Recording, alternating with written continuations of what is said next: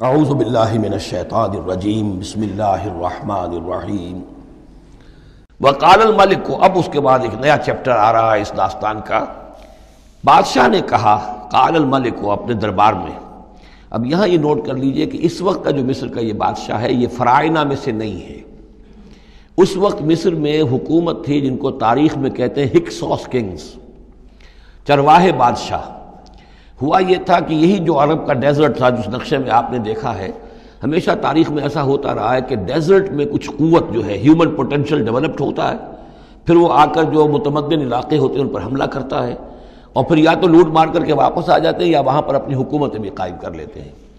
تو اسی جزیرہ نمائے عرب سے کوئی قوم نکلی، کوئی قبیلہ نکلا، زوردار تھا، اس نے حملہ کیا مصر پر، اور مصر کے جو مقامی لوگ تھے، وہاں کی قبطی قوم تھی، اسے اپنا غلام بنا لیا اور خود اپنی حکومت قائم کر لی۔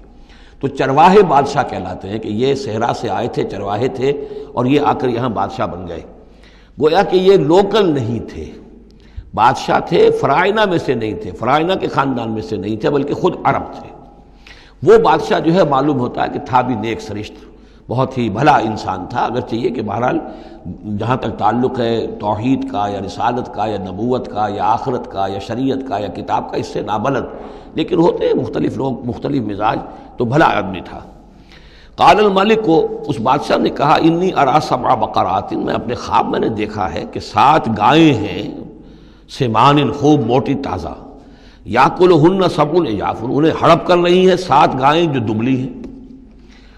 7 گائیں دبلی ہیں اور وہ ہڑپ کر رہی ہیں 7 موٹی تازہ گائیں کو۔ یاکلہن سبع عجاف وسبع سنبلات خضر، اور میں دیکھتا ہوں کہ 7 بالیاں، بالیں ہیں ہری، سٹے ہیں ہرے اناج کے، واخر یابسات، اور 7 ہیں کہ جو سوکھے ہیں۔ یا ایھا الملأ افتونی فی رؤیایا،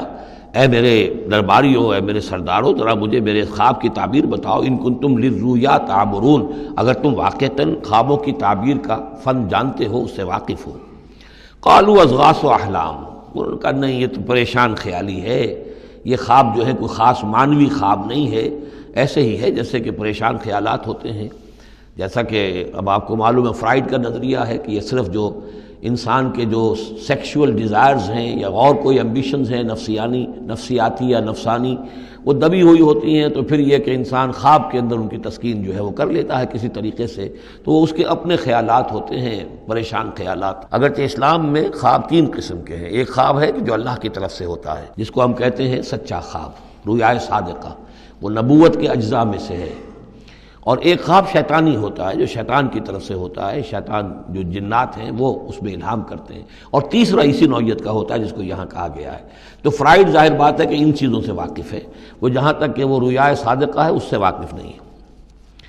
قالوا اضغاث احلام وما نحن بتاویل الاحلام بعالمین، ایسے خوابوں کی تعبیر ہمیں نہیں آتی ہے، وہ باقاعدہ کوئی خواب ہو تو اس کی تعبیر ہم بتائیں۔ وقال الذی نجا منہما، اب اس شخص نے، وہ جو وہاں پر پھر ساقی گری کر رہا تھا، اسے اچانک حضرت یوسف یاد آ گئے۔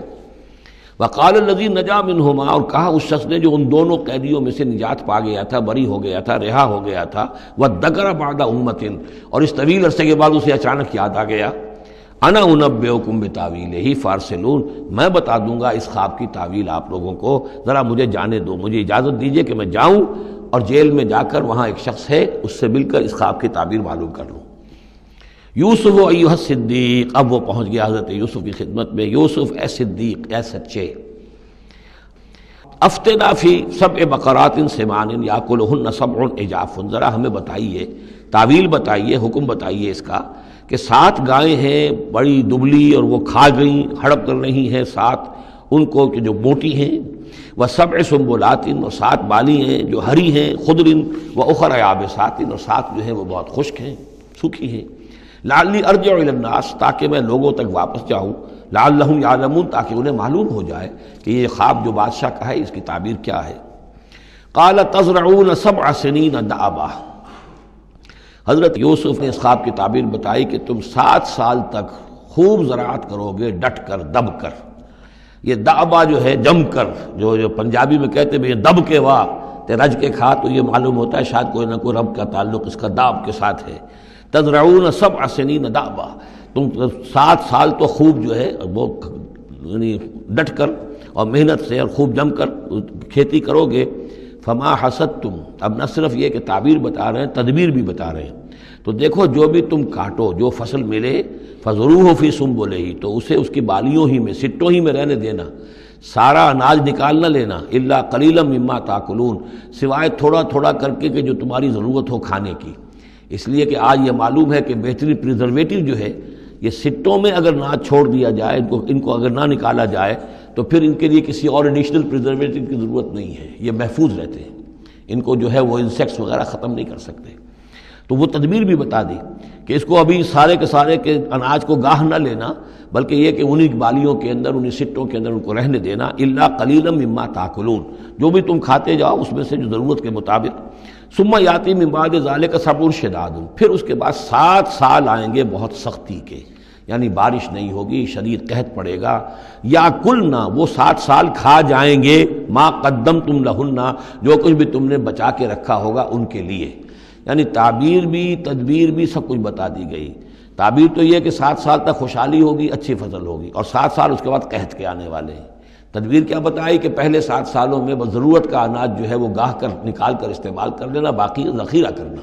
اور رہنے دینا اسی طرح اس کی بالیوں کے اندر، اور پھر جب وہ قحط کے دن ہو گئے تو اس پر گزارا کرنا.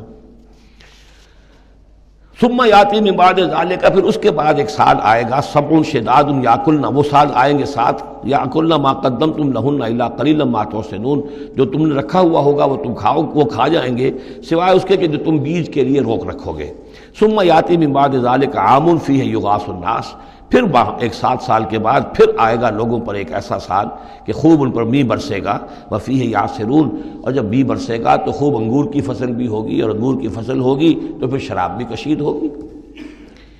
وقال الملک اوتونی بہ، اب یہ ساری بات سن کر بادشاہ نے کہا اس شخص کو تو میرے پاس لے کر آؤ، اتنا ذہین انسان ہے اور اتنا سمجھدار انسان ہے، اس کو تو یقیناً جیل میں نہیں ہونا چاہیے، میرے پاس ہونا چاہیے. فلما جاء الرسول، اور جب وہ ایلچی آیا حضرت یوسف کے پاس، قال ارجع الی ربک، انہوں نے کہا کہ دیکھو میں اس طرح یہاں سے نکلنے کو تیار نہیں. ظاہر بات ہے جب جیل میں ڈالا گیا تو کوئی تہمت تو لگی ہوگی، کوئی FIR تو کٹی ہوگی نا، آخر میں کوئی نہ کوئی الزام، کوئی جو خانہ پوری کی گئی تھی تو وہ تو ان کے اوپر داغ ہے، دھبا تو ہے. تو میں جب تک کہ بری ذمہ نہ ہو جاؤں اور بری نہ ہو جاؤں ان الزامات سے، جب تک کہ میرا دامن جو ہے صاف نہ ہو جائے، میں یہاں سے نکلنا نہیں چاہتا. فرمایا قال ارجع الی ربک فاسألہ، تو لوٹ جاؤ اپنے بادشاہ کے پاس، فاسألہ، اور ذرا اس سے جا کے پوچھو، ما بال النسوۃ اللاتی قطعن ایدیہن، ان عورتوں کا کیا مسئلہ تھا جنہوں نے اپنے ہاتھ کاٹ لیے تھے. ان ربی بکیدہن علیم، یقیناً میرا رب ان کی چالوں سے اور ان کے چرتروں سے خوب واقف ہے.